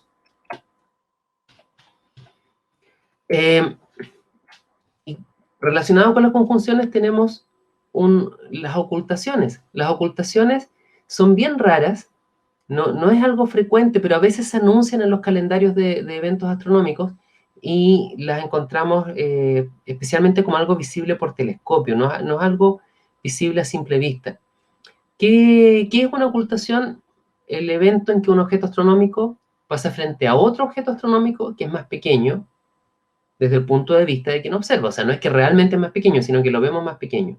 Ejemplo, la Luna frente a Saturno, pues un asteroide frente a una estrella, Júpiter frente a una estrella, etc. Aquí hay una imagen que fue hecha, no sé si fue el año pasado o antepasado, de la Luna pasando frente a Saturno. Entonces estaba ocultando a Saturno. Está bonito para una foto, es interesante si justo se puede estar con un telescopio haciendo esta observación. Y en estos calendarios que veíamos al comienzo se anuncia este tipo de fenómenos. Vamos a terminar entonces lo que estamos viendo hoy haciendo un breve repaso sobre eclipses. Esto es algo que en sí mismo puede ser todo un tema, así que voy a hacer nada más una descripción muy somera del fenómeno. Los eclipses son una conjunción, y ya vimos que eso era que los cuerpos, ¿cierto?, estaban aproximadamente alineados, ¿cierto?, se veían como muy cercanos uno al otro en el cielo, pero esto es una conjunción del Sol, la Luna y la Tierra. O sea, estos tres cuerpos aparecen en una configuración aproximadamente en línea. Y dependiendo del orden de estos cuerpos, podemos tener eclipses solares o eclipses lunares. Si tengo el Sol, la Tierra, la Luna, en ese orden, la distribución de los tres cuerpos, tengo un eclipse lunar. Si es Sol, Luna, Tierra, tengo un eclipse solar. Más fácil verlo acá. Acá tengo el Sol, la Tierra, la Luna, y dependiendo de si la Luna está pasando por la penumbra o por la umbra, yo voy a tener entonces un eclipse penumbral si es que solo pasa por la penumbra, un eclipse parcial cuando pasa por una parte de la umbra pero no se mete completamente, un eclipse total cuando se mete completamente en la umbra. ¿Por qué estas tres zonas de sombra diferentes? Bueno, porque son zonas que van a recibir un poco de iluminación del Sol, pero no es la iluminación completa, eso es la penumbra, que van a recibir luz del Sol, pero filtrada a través de la atmósfera terrestre, de manera que se ve rojiza, y por eso la Luna cuando pasa por ahí toma ese color, y eso es la umbra. Con los eclipses penumbrales, yo le digo, no se moleste. El eclipse penumbral es aburrido, porque no se nota nada más que un ligero cambio de disminución del brillo de la luna que a simple vista usted no lo va a notar. Yo podría decirle, mire, esta luna está en un eclipse penumbral, usted no me va a creer porque va a decir, oye, pero si es la luna de siempre. El eclipse penumbral es muy fome, no vale la pena molestarse con observarlo. Eclipse parcial sí ya es interesante porque nos va a parecer que la luna como que le falta un pedazo, porque se metió una parte en la umbra y hay otra parte en la penumbra, entonces es como que hay una zona que está en sombra, otra zona no. Y el eclipse total es el más bonito, el que más le gusta a la gente, porque la luna se mete de lleno en la zona de umbra que está iluminada como más, como una luz más rojiza. En los eclipses solares, yo tengo también 3 casos, dependiendo de si la luna proyecta ahora una sombra en la Tierra, y yo estoy observando desde la superficie de la Tierra, desde la zona de penumbra, o justo en la puntita de la zona de umbra. Acá cuando estoy en la zona de penumbra, voy a ver que la luna oculta parcialmente al Sol, entonces se llama un eclipse parcial. Si estoy justo en la punta acá de la zona de umbra, veo un eclipse total, es decir, puedo ver el eclipse del Sol completo, o sea, no, la luna me tapa completamente el Sol, o si la luna estaba más pequeña, porque estaba más cerca de su apogeo, recuerden, el punto de su órbita más lejano a la Tierra, entonces nos parece más pequeña y no alcanza a tapar completamente el Sol, voy a tener un eclipse anular. Acá tenemos casos fotográficos de estos generados por personas en varios casos de acá de Antofagasta. Christian Nichtchen es un colega del Centro de Astronomía de la UBA. Esto es un eclipse lunar parcial. Pueden ver ahí, ¿cierto? Una parte en la zona de penumbra, otra parte en la zona de umbra. Este es un eclipse lunar total, la luna completamente en la zona de umbra. Entonces está esa sombra enrojecida porque fue luz del Sol filtrada por la atmósfera terrestre, entonces se ve enrojecida. Esto es lo que estábamos hablando de los eclipses de Sol. Así se proyecta la zona de penumbra y la zona de umbra en la Tierra, entonces no se ve desde cualquier parte de la superficie de la Tierra, hay que estar en puntos bien específicos, a diferencia del eclipse de luna, que si puede ver la luna, va a ver que la luna está siendo eclipsada o no. Acá no es un eclipse tan democrático, digamos, hay que estar en el lugar específico donde se va a ver. Y entonces, dependiendo, decíamos, si estoy en la zona de umbra haciendo la observación, tengo un eclipse total. En la zona de penumbra, un eclipse parcial, esto para eclipses de Sol. Y si estoy en lo que se llama la zona de antumbra, nombres técnicos, es decir, cuando la luna está más chiquitita, decíamos, voy a ver un eclipse anular. Aquí están los 3 casos. Eclipse solar parcial, también es parcial, se ve más deformado porque está más cerca del horizonte, entonces la atmósfera interfiere con la observación del Sol, introduce turbulencia y parece como que se perdiera la forma del Sol. Esta fue tomada también por Christian Nichtchen. Acá es lo que decíamos, ¿cierto?, de que la luna se va a ver de tamaño distinto si estoy en el perigeo o en el apogeo, mientras que el Sol, entre el perihelio y el afelio, no me va a cambiar tanto de tamaño, entonces dependiendo de la interrelación entre los tamaños de la luna y el Sol, puedo tener a veces que la luna no tape completamente al Sol, y eso me genera un eclipse solar anular. Y tenemos otro eclipse solar anular hecho por mi colega Christian Nichtchen. Y este también es el eclipse total, ¿cierto?, hecho por mi colega Christian Nichtchen en Estados Unidos. Él es un cazador de eclipses, ¿ya? Tiene historias del año que le pidan, cazando eclipses por todo el mundo y logrando algunas de las mejores fotos que yo he visto del fenómeno. Y ahí fíjense que incluso se alcanzan a ver algunas llamaradas del Sol, ya que la luna está en este momento al frente del Sol, me está tapando todo el brillo, entonces puedo por fin ver los detalles de lo que está ocurriendo en el borde del Sol. Eso no está pasando en la luna, está pasando en el Sol, está siempre ahí, pero solamente lo puedo apreciar durante un eclipse. Aquí otra foto de otra persona con más detalle, mostrando ¿cómo se llama? La heliosfera del Sol, la corona solar. Ok, estamos terminando.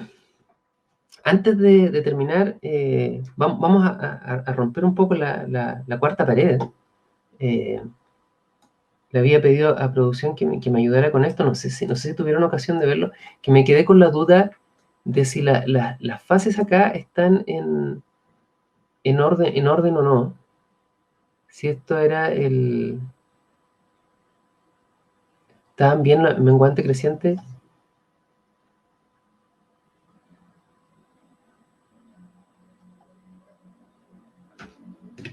Parece que no.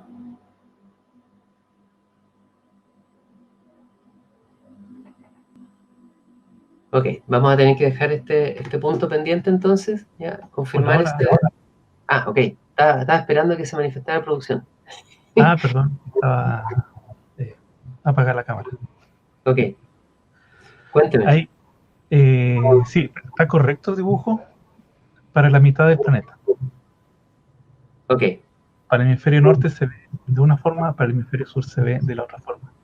Entonces, para la gente que está en Chile en particular, una forma fácil de reconocerlo, y creo que sale en los libros del ministerio, no estoy seguro de esto, es que cuando la luna sale por el este, vemos una C decreciente.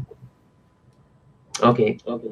Y cuando va por el otro lado, una B decreciente, no sé si está mal dicho eso, en realidad es menguante, pero podemos ver una C, ¿esta es una C? Sí, es una C decreciente, entonces se va a iluminar la parte de allá. Y de ahí se va cambiando hacia el otro lado hasta, bueno, hasta que se llena, ¿verdad? Y después va decreciendo y se ve para el otro lado. Pero eso funciona hacia el este. Bueno, yo tengo el este allá, por eso apunto allá. Ya, perfecto. Quien está hablando es Juan Pablo Jorge. La gente que sigue las sesiones de preguntas y respuestas de los días viernes sabe que conversamos todos los viernes a las 4 con él y con Sebastián Gallardo, respondiendo las dudas que nos van quedando en la semana, que nos envían ustedes, que están siguiendo estas clases. Y precisamente estaba llegando a eso. Con esto vamos a terminar. Gracias, Juan Pablo, por la aclaración. Y es que nosotros enviamos todos los mensajes desde esa cuenta de correo electrónico, si es que se inscribieron para seguir estas clases, ¿verdad? Entonces, asegúrense de que esa cuenta ustedes no la están recibiendo en spam, de que tienen la posibilidad de recibir correos desde ahí. Pero ¿cómo hago eso? Bueno, anote esta dirección, haga una búsqueda en su casilla de correo, si es que se había inscrito y no le ha llegado nada. En el peor de los casos, nos escribe y vamos a ver si es que le podemos ayudar. Lo importante es que si se inscribió en el curso, que puede ir recibiendo las comunicaciones que estamos enviando semanalmente con los cuestionarios para poder tener derecho a la constancia final. Si tiene dudas, que siempre van quedando algunas dudas de lo que hablamos en la clase, ¿verdad? O también hay algunas cosas que no hablamos en la clase y que la gente dice, oye, pero yo siempre he querido saber de esto y no lo han tocado y parece que no lo van a tocar en ninguna de las clases. Aproveche esta instancia, es un formulario abierto de preguntas que usted pueda aprovechar cualquier día hasta el 17 de agosto.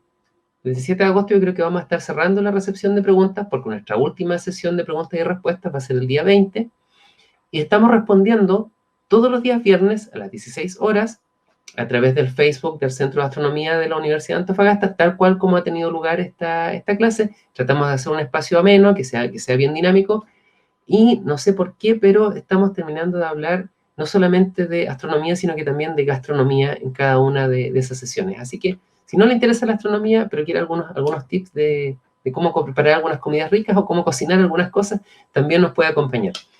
Sería todo por hoy, entonces. Quedamos a la espera de sus preguntas. Espero que la clase le haya parecido interesante.